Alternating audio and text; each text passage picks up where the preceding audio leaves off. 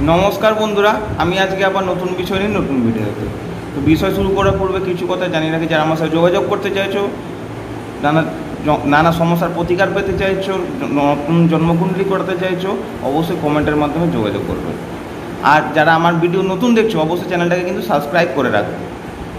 দেখো, আজকে যে বিষয় তোমাদেরকে জানাবো, আমরা যে কর্ম করি সে কর্মফল কিন্তু পেতে হয়। পূর্বজন্মে কর্মফল এই জন্মে কর্মফল যদি না পেয়ে থাকো, পরের জন্ম কিন্তু অবশ্যই পেতে হবে।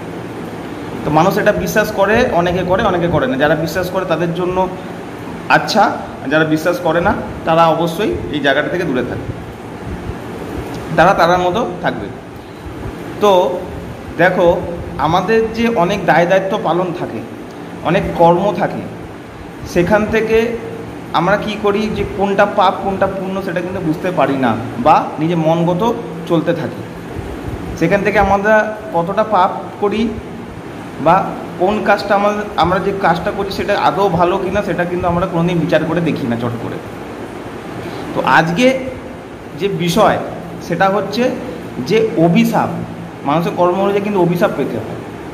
সেই অভিশাপ কেন পেতে হয় এই বিষয়টা আজকে তোমাদেরকে জানাবো। ভিডিওটাকে প্রথম থেকে শেষ পর্যন্ত মনোযোগ সহকারে দেখবে, স্কিপ করবে না। তো প্রথমে আসি পিতৃ অভিশাপ। পিতার থেকে অভিশাপ কি করে পাওয়া যায়? পিতার প্রতি দায়িত্ব পালন না করলে এই অভিশাপ কিন্তু হয়। তার ফলে কী হয়, জীবনে কিন্তু শেষ সময় ভাগ্য কিন্তু সঙ্গ দেয় না, আর সময় বয়সে যে বড় ব্যক্তির সাথে কিন্তু সমস্যা সৃষ্টি হয়। এই সমস্যা কিন্তু জন্মকুণ্ডলিতে রবির জন্য কিন্তু হয়ে থাকে। কি করবে? নিয়মিত গণেশের উপাসনা করতে হবে, আর প্রতি বুধবার দুর্বার মালা গণেশকে সবুজ সুতো দিয়ে তৈরি করে গণেশের গলায় পড়াতে হবে। মাতৃ বা স্ত্রী অভিশাপ, এটা জন্মকুণ্ডলীতে চন্দ্রের জন্য হয়ে থাকে। চন্দ্র যদি খারাপ হয় বা কোনো গ্রহের দৃষ্টি বা গ্রহণ যোগ যদি থাকে তাহলে কিন্তু অভিশাপ হয়ে থাকে। স্ত্রী বা মায়ের প্রতি দায়িত্ব না করলে এই কিন্তু এটা ওদের দেখা যায়। কি করলে ভালো থাকবে? নিয়মিত গাছে জল দিতে হবে, আর শিব পার্বতী সহ গণেশের উপাসনা করতে হবে। ভাই বা বোনের অভিশাপ, মঙ্গলের জন্য কিন্তু এটা হয়ে থাকে। মঙ্গল সাথে রাহু অথবা শনির সাথে যদি সম্পর্ক যুক্ত হয় বা অস্ত থাকে তাহলে কিন্তু এই অভিশাপ পেতে হয়। ভাতৃ অভিশাপ হলে ঋণ আর মামলা মোকদ্দমার সম্মুখীন হামেশাই হতে হবে, লাগাতার কিন্তু দুর্ঘটনার সম্মুখীন হতে হবে। কি করবে? সংকট নাশন গণেশ স্তোত্রম পাঠ করতে হবে, আর মঙ্গলবার নিয়মিত নিরামিষ ভোজন গ্রহণ করতে হবে, আর গুড় খাওয়া দরকার নিয়মিত। আর্থিক অভিশাপ, এটা বুধের জন্য হয়ে থাকে। বুধ আর রাহু সম্পর্কযুক্ত হলে এই অভিশাপ কিন্তু ওদের দেখা যায় জন্মকুণ্ডলিতে। ধনের সম্মান না করা আর অযথা ধনের খরচা করলে কিন্তু হয়। দেখো, তোমার আর্থিক পরিস্থিতি ভালো, তুমি কি করছো কোনো হিসাব নেই, ফালতু খরচা করেই যাও, কোনো কিছু অর্থকে তুমি জমিয়ে রাখতে পারো না, সম্মান করো না, তাহলে কিন্তু এই অভিশাপ পেতে হবে। কি করবে? রোজ সকালে স্নানের পর চন্দনের তিলক বুকে লাগাতে হবে, বুকে। আর কি করতে হবে? গণেশকে রোজ সকালে দুর্বা অর্পণ করতে হবে, আর দান করতে হবে। দেব অভিশাপ, কুণ্ডলীর নবম ভাব যদি কমজোর থাকে তাহলে, আর বৃহস্পতি ও রাহু সম্পর্ক যদি, যেটাকে রাহু চণ্ডাল যোগ বলা হয়, রাহু আর বৃহস্পতি যদি যোগ থাকে কারোর জন্মকুণ্ডলিতে তাহলে রাহু চণ্ডাল যোগ দেখা যায়। এটা হচ্ছে নিজের ধর্ম, তুমি সনাতন ধর্মে জন্ম হয়েছো বা হিন্দু ধর্মে জন্ম হয়েছো, তুমি নিজের ধর্মকে সম্মান করো না, তুমি পুজো পাঠ করতে সেটা ছেড়ে দিচ্ছ, মালা জপতে ছেড়ে দিচ্ছ। হ্যাঁ, তুমি দেবদেবীর পুজো করছো না, মেডিটেশনের মাধ্যমে পুজো পাঠ করছো, ধ্যান করছো, সেই জায়গাগুলোকে তুমি ছেড়ে দিচ্ছ, আর ছেড়ে দেওয়ার সাথে সাথে তুমি অন্যকেও বাধা দিচ্ছ বা সম্মান করছো না।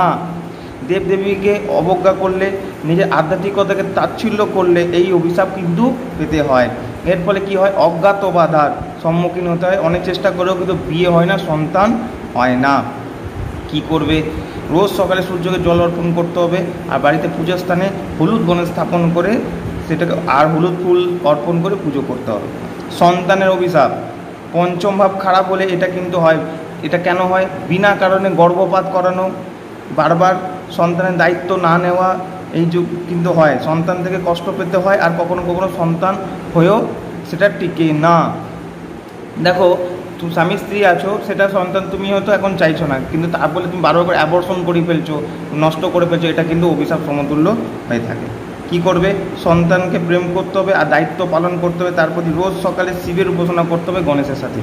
কর্মের অভিশাপ, শনি আর রাহু সম্পর্কযুক্ত হলে এই অভিশাপ কিন্তু দেখতে পাওয়া যায়। বহু চেষ্টা করেও কিন্তু সফল হওয়া যায় না। কি করবে, নীল রঙের গণেশের উপাসনা করতে হবে আর দুর্বল ও অসহায় মানুষকে সাহায্য করতে হবে। আচ্ছা, আরেকটা মন্ত্র বলছি, বক্রতুণ্ডায় হোম, বক্রতুণ্ডায় হোম, এই মন্ত্রটা জপ করতে হবে। অজ্ঞাত অভিশাপ, রাহু যদি একা যদি থাকে অবস্থান করে কোনো ঘরে, দ্বিতীয় অথবা অষ্টম ঘরে যদি থাকে, তাহলে এই অভিশাপ হয়। এর ফলে কি হয়, ভয় বৃদ্ধি, মানসিক রোগ দেখা যায়, জীবনে কোনো না কোনো দিক থেকে কিন্তু খালি হয়ে যায় মানুষ। সবুজ গাছ বিনা কারণে যদি কেউ কাটে, দায়িত্ব পালন না করলে, মিত্র মানে বন্ধু ও মানুষের সাথে বেইমানি করলে এই কিন্তু অভিশাপ পেতে হয়। কি করবে, শনিবার দ্বীপ ও কম্বল দান করতে হবে। দেখো, প্রতি শনিবার কম্বল দান করতে হবে এমন নয়, শীতকালের সময় কোনো শনিবার দেখে গরিব মানুষকে, ফুটপাতের মানুষকে যদি কম্বল দান করতে পারো খুব ভালো হয়। সাদা চন্দনের তিলক লাগাতে হবে। খাওয়ার দিকে একটু ধ্যান রাখতে হবে। নেশা থেকে দূরে থাকতে হবে। গণেশের উপাসনা করতে হবে ঋদ্ধি সিদ্ধির সাথে। জীব অভিশাপ, জীব অভিশাপ কি, কেতু খারাপ হলে এই অভিশাপ পেতে হয়। পশু পাখি বিনা কারণে হত্যা করা, সবুজ গাছ কাটানো, এই অভিশাপ পেতে হয়। এর ফলে কী হয়, ভয় বৃদ্ধি, মানসিক রোগ, অপযশ কিন্তু লাভ করতে হয়। এবার দেখো, এবার অনেকে বলে যে আমি তো হত্যা করি না, তাহলে আমার কি হবে? যারা মাংস ভক্ষণ করো তাদের কিন্তু হবে, মানে অতিরিক্ত পরিমাণে মাংস ভক্ষণ করে তাদের কিন্তু খুব খারাপ হয়। কি করবে, নিজের বাড়িতে রুটি তৈরি করবে, দিয়ে সেটাকে কুকুরকে খাওয়াতে, নিজের বাড়িতে কোনো কেনা নয়, এঁঠো নয়, নিজের বাড়িতে রুটি তৈরি করে তোমরা কুকুরকে খাওয়াতে হবে। অশ্বত্থ গাছ লাগাতে হবে, যথেষ্ট পরিমাণে অশ্বত্থ গাছ মানে বিপুল গাছ লাগাতে হবে। দুবেলা গণেশ মন্ত্র জপ করতে হবে, ওম গণ গণপতায় নমঃ, এই মন্ত্র জপ করতে হবে। আশা করি বুঝাতে পেরেছি যে কেন অভিশাপ পেতে হয় আর কিসের থেকে অভিশাপ পেতে হয় আমাদের। তো আশা করি তোমাদের ভালো লেগেছে ভিডিও, এইটা অনেকটাই কাজে দেবে। আজকের মতো পর্যন্তই, দেখা হচ্ছে নতুন ভিডিও নতুন বিষয়ের সাথে।